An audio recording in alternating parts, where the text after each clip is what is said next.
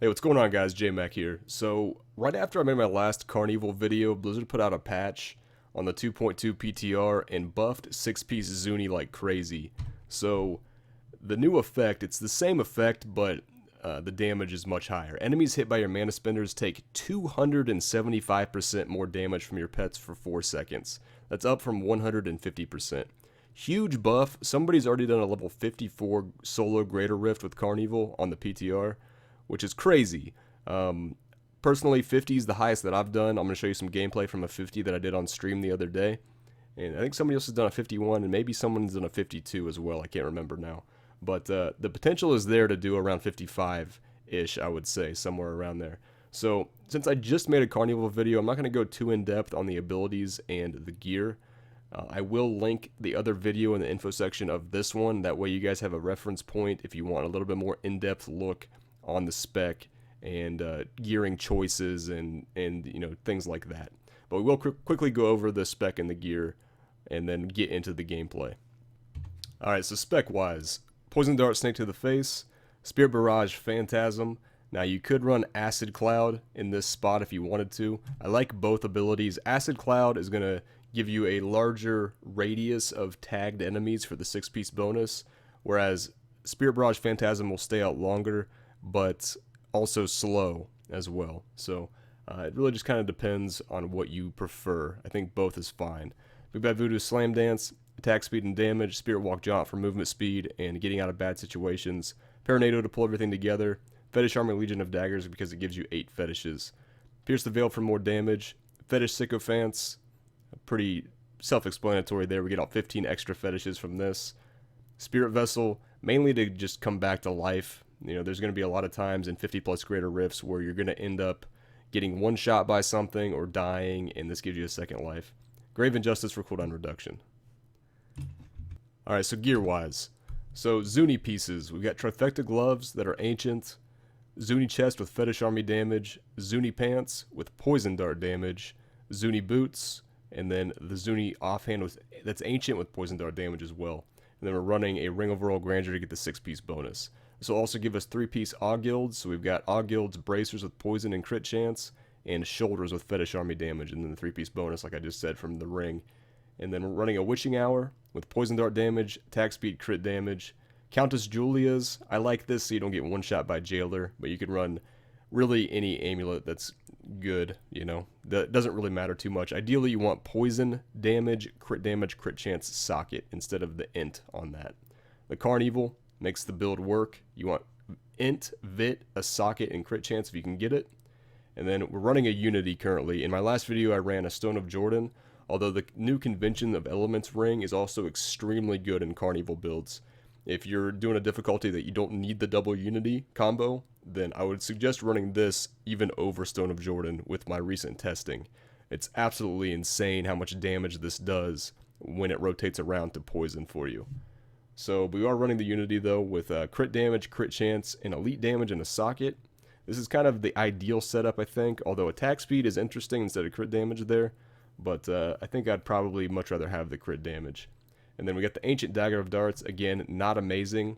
I've seen people with Dagger of Darts with like 3,200 damage on it, you know, so that could be way better. And until I get something like that, pushing up to like 54, 55 greater rifts is going to be pretty difficult. So there's all the gear. As far as legendary gems go, Simplicity Strength. This is going to affect all of your fetishes when they shoot darts. Enforcer. You're going to need this. In this video, you're going to see my pets still dying, even with the 4-piece Zuni and Enforcer, so you definitely need it there. And then the Gogok of Swiftness for more attack speed. So I'm going to show you guys a level 50 Greater Rift that I did on stream yesterday. I'm going to actually do some commentary during the Rift, so let me know what you guys think. Most of the time I turn my mic off for the gameplay portion of the videos. Do something a little bit different this time. Let me know if you prefer that, and maybe that's what I'll start doing for most of my videos in the future. Alright, so let's get into the Rift. I apologize there's no in-game sound. This Rift was recorded on stream, so unfortunately I had to mute the volume for this highlight from Twitch, so not much I can really do about that, unfortunately.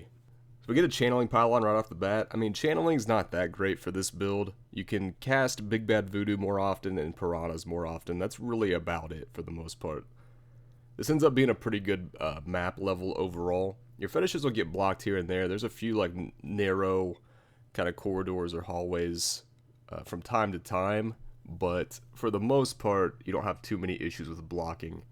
It's definitely not as bad as like Keep Depths or some of the other maps like that with a lot of doorways. So this pack at the beginning is really, really easy. Not really doing much at all that bothers you. I mean, Waller is definitely an issue. You can't shoot your darts through Waller, but most of the time, if it's Waller and then the other three affixes are easy ones, it's not that big of a deal. Now, when you get Waller with like reflect damage or frozen or things like that, that's when it becomes a problem. That's the three biggest issues with this build are Waller, reflect damage, and frozen. Waller, because like I just said, your fetish's darts and your darts get blocked by it. And then frozen because it freezes all of your fetishes.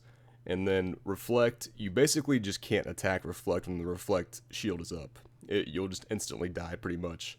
So you gotta just not cast on it. One tactic you can use is to try to position your fetishes in a way to where you yourself, the dart that you shoot, gets blocked, doesn't hit the enemies, but the fetish's darts are still hitting the enemies while the reflect shield is up. It can be tricky to do, especially with how your fetishes run around and kind of have a mind of their own, but it is possible. I've done it quite a few times to decent effect.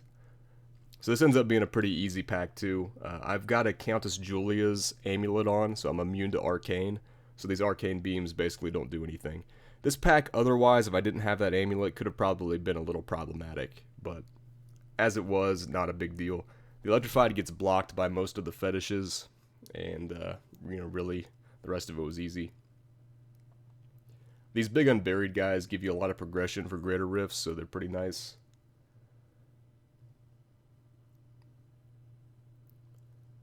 I think I end up just leaving that last one and moving on. At that point, it's not worth it to stay there and kill that thing. A lot of times, like single target with this build, the single target's so good that you can stick around and kill stragglers from time to time. And it's sometimes a good thing to do, just because if everything's in front of you, you can crowd control it pretty well. Between Dagger of Darts and Snake to the Face and your Paranado and everything else, and you're also slowing things with Phantasm. But if stuff's coming at you from back earlier in the rift, it can be pretty problematic. That's why I don't recommend skipping mobs too often if you can help it. Sometimes you will go up against packs, though, that are just too nasty not to skip. Anything that's like, you get like a Reflect Thunderstorm pack or something like that, that's really tough. Thunderstorm is the other one to worry about. That doesn't have really much to do with the build itself. It just, in general, Thunderstorm will probably one-shot you.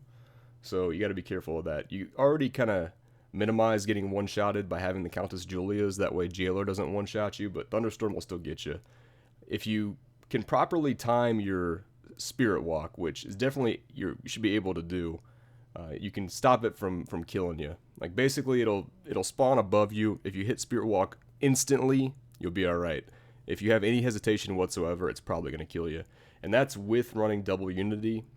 Unity on yourself and the follower, and the extra mitigation from having out 23 fetishes. So one thing to look at here is I only have 5 fetishes out from Fetish Army, so that's something to keep in mind while you're progressing through the rift. I'm kind of used to running SMK builds where you're just constantly respawning your Fetish Army, so in this build you don't want to necessarily cast Fetish Army all the time, because if you die and you had just cast Fetish Army, you're going to be in a lot of trouble. But with that said, right now I'm losing out on 3 fetishes from Fetish Army, and those fetishes deal the most damage because you have Fetish Army damage percentage on your chest and your shoulders. So losing out on a lot of damage there. I think eventually I realized that I only have 5 out and recast it. Really nice density here. With Dagger of Darts, you get so much progression with stuff like this. And these big unburied guys give you a ton of progression too. Really, really nice.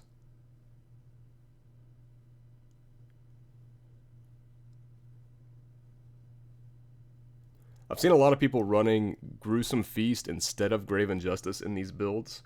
I'm not a big fan of it, mainly just because I want to be Paranadoing as much as possible, and Grave Injustice is going to reduce the cooldown of Slam Dance. But Gruesome Feast potentially is an option. I would say you probably want 10 to 12 pickup radius to make it really good. That way you don't have to walk right on top of the health globes to get them.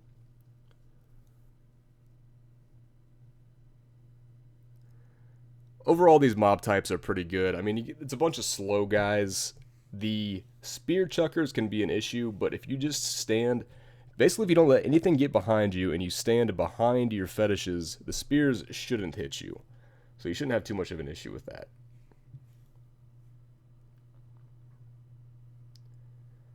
Now here's where things get a little bit scary. This pack has Vortex and Fire Chains, and I'm pretty sure that I end up dying right here. Get Vortexed in at some point. The other issue too is it has Waller. So this is kind of what I was talking about earlier. A pack that has Waller and some other nasty stuff, then it becomes a problem because this pack is killing my fetishes, right? And then it's also going to end up blocking me from hitting anything with my own dart to then respawn fetishes with the passive. So it ends up being a huge problem. I'm pretty sure I end up trying to just skip it here in a minute, and then things get really, really sketchy. Thankfully, I was so far ahead already in the rift that it doesn't end up mattering too much. But yeah, like right there, all the fetish sycophants were dead. So yeah, at that point I'm just like, alright, I gotta skip this pack. I probably spent way too much time on it. I should have made that decision to skip it way sooner. And so like right now, I try to just get away from it, but like I've been talking about, it's really difficult to skip packs with this build. Especially depending on what kind of rift level you're on.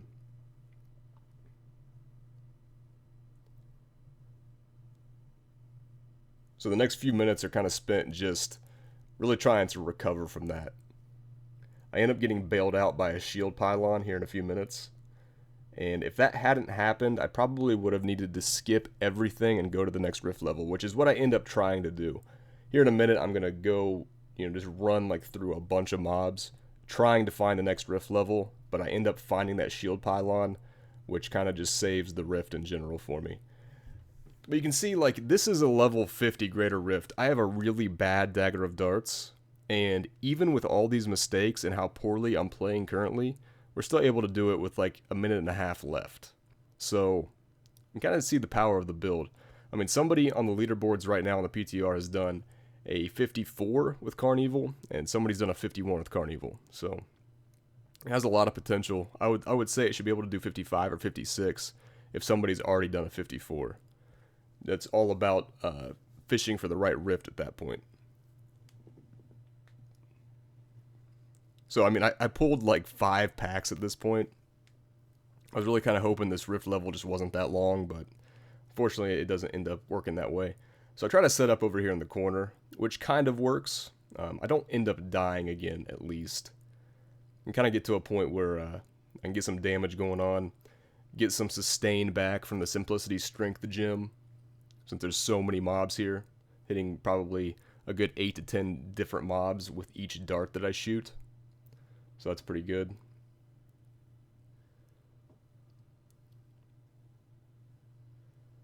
Unfortunately, there's still Waller going on, so I spirit walk through, and then over here on the left, there just happens to be a shield pylon just chilling, which really, really saves it. Because at that point, I can just go, like, just right up and face tank these this elite pack and this champion pack and not have to worry about it.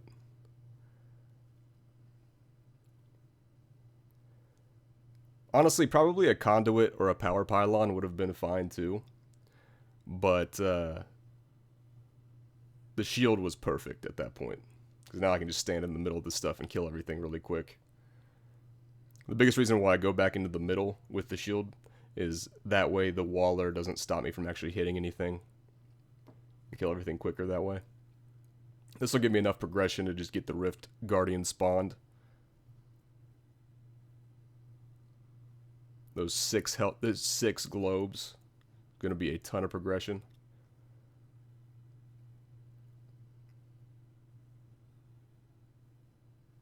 Like I mentioned before, you could definitely run Acid Cloud instead of the Phantasm if you wanted to. I like the Phantasm. I like both of them for different reasons. Acid Cloud is going to hit a larger radius, but it's not going to last as long. Phantasm also has the added effect of slowing enemies, which can be quite nice. So Tethris, this boss, in all honesty, is probably not great.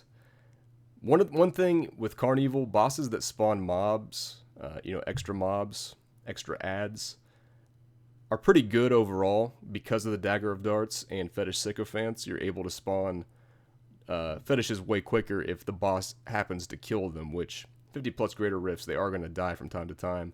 This is also just a boss that does a lot of AoE damage. She puts these little things on the ground that deal damage and stuff like that. She also does those knockback attacks to the fetishes, so they do die quite a bit. And with her not spawning any kind of ads whatsoever, it can be a little problematic respawning them not running the Belt of Transcendence. So she just stacked up like 3 or 4 of those right on top of all of my pets there. She did kill one of my fetish army fetishes too, but it's a good idea probably not to recast it, although I end up doing it anyways. Simply because if I die right now, then I'm going to be in pretty bad shape until that cooldown comes back. So I got to be really careful not to die anytime soon, which I'm pretty sure I die here in just a minute. So in retrospect, I probably shouldn't have done that. Yeah, I think she teleports on top of me and kills me here in a second. Yeah. Teleported on top of me and then did her fireball attack. And so now we have about half of the cooldown left on Fetish Army. So keep that in mind when you're running this build. You want to be really careful about that. You want to make sure you have out the max fetishes possible, so you're maximizing your damage, but you also don't, if you feel like there's a decent possibility you're going to die against a boss, then you want to make sure that you don't cast it right before you die. You know what I mean? You definitely don't want to jinx yourself. I put down Big Bad Voodoo mainly for the attack speed to get the fetishes out faster with the passive there. And see, we got out 7 pretty quick. But again, I probably should have waited till Fetish Army was back to maximize my damage with that slam dance here. We could have killed her faster that way.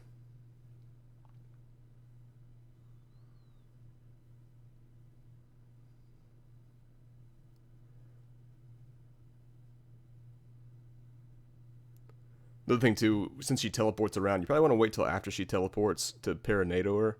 There was a few times where I would cast Paranado right when she was teleporting and wouldn't hit her. So you want to be careful about that. But anyways, overall, pretty easy rift for the most part. I mean, there was that pretty bad area before we got the shield pylon. That was kind of an issue, but overall not too bad. And the build has a lot of potential. I think it can push to 55 pretty easily. And again, my gear is somewhat subpar, especially the weapon. The weapon is the biggest issue. So anyways, guys, thanks for watching. I hope you enjoyed the video. As always, don't forget to like and subscribe if you did, and I will see you next time.